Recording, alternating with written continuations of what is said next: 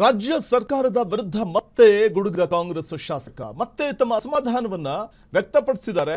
ಆಳಂದ ಶಾಸಕ ಬಿಆರ್ ಪಾಟೀಲ್ ತಮ್ಮ ಸ್ವಪಕ್ಷದ ವಿರುದ್ಧವೇ ತಮ್ಮ ಸ್ವಂತ ಸರ್ಕಾರದ ವಿರುದ್ಧವೇ ಗುಡುಗಿದ್ದಾರೆ.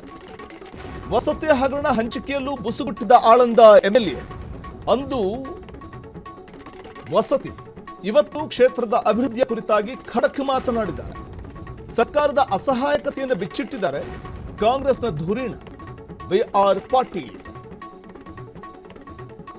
ರಾಜ್ಯ ಸರ್ಕಾರದ ವಿರುದ್ಧ ಕಾಂಗ್ರೆಸ್ ಶಾಸಕ ಮತ್ತೆ ಗುಡುಗಿದ್ದಾರೆ. ತಮ್ಮ ಸ್ವಪಕ್ಷದ ವಿರುದ್ಧವೇ ಅಸಮಾಧಾನವನ್ನು ಹೊರಹಾಕಿದ್ದಾರೆ. ತಮ್ಮ ಸ್ವಪಕ್ಷದ ಸರ್ಕಾರದ ವಿರುದ್ಧವೇ ಬುಸುಗುಟ್ಟಿದ್ದಾರೆ.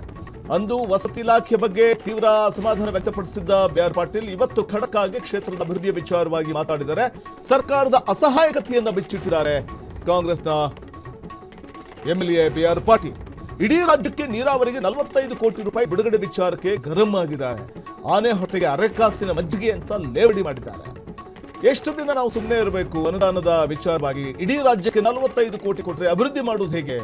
ಆಳಂದಕ್ಕೆ ಸರ್ಕಾರ ನೀಡೋ ಹಣ ಎಷ್ಟು? ಹಾಗಾದ್ರೆ ಆಳಂದಕ್ಕೆ 4 ಕೋಟಿ ರೂಪಾಯಿಗೂ ಹೆಚ್ಚಿನ ಹಣದ ಅಗತ್ಯವಿದೆ.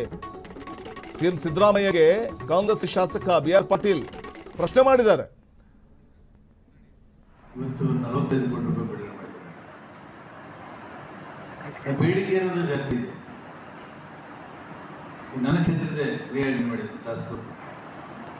ನನ್ನ ಕ್ಷೇತ್ರದ್ದೇ ಸುಮಾರು 4,32,00,000 ಬೇಡಿಕೆ ಇದೆ. ಪಂಚಾಯತ್ಗಳಲ್ಲಂತೂ ದುಡ್ಡಿಲ್ಲ. ಇಂಡಿ ಕೆನಲ್ ಮುಖಾಂತರ ನೀರು 2 TMC ಬಿಟ್ಟರೆ ಇಂಡಿ, ಆಲ್ಮೇಲ, ಅಫ್ಜಲ್ಪುರ, ದೇವರಿಗೆ ಮತ್ತು ಕಲಬುರಗಿ ತಾಲೂಕು ಅಲ್ಲದೆ ಆಳಂದ ತಾಲೂಕಿಗೆ ಕೂಡ ನದಿ ದಂಡೆಯಲ್ಲಿರ್ತಕ್ಕಂಥ ಪ್ರದೇಶಕ್ಕೆ ಕುಡಿ ನೀರಿನ ಸಮಸ್ಯೆ ಸ್ವಲ್ಪ ಪರಿಹಾರ ಸಿಗ್ಬೋದು. ಅದಕ್ಕೆ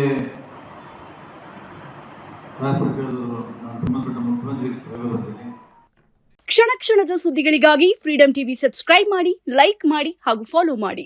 ಹೊಸ ಸುದ್ದಿಗಳ ನೋಟಿಫಿಕೇಶನ್ಗಾಗಿ ಬೆಲ್ ಐಕಾನ್ ಮೇಲೆ ಕ್ಲಿಕ್ ಮಾಡಿ.